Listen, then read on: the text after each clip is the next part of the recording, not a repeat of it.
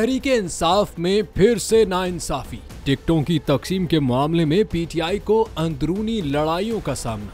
पाकिस्तान तहरीके इंसाफ पर उकरबा परवरी और टिकटों की तकसीम में माली करप्शन जैसे इल्जामात लगाए जा रहे हैं। पीटीआई के अंदरूनी मोतबर जराये ने इंकशाफ किया है कि पीटीआई के सीनियर रहनुमाओं का कहना है कि 4 करोड़ रुपए में टिकट बेचा जा रहा है।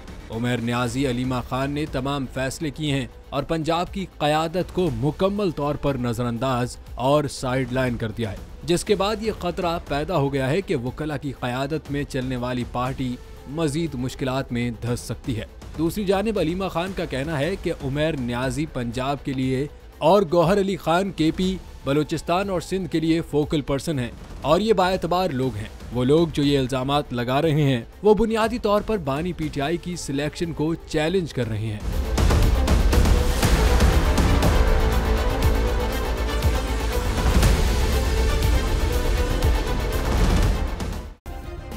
सब्सक्राइब करें और बेल दबाएं ताकि कोई खबर रह न जाए।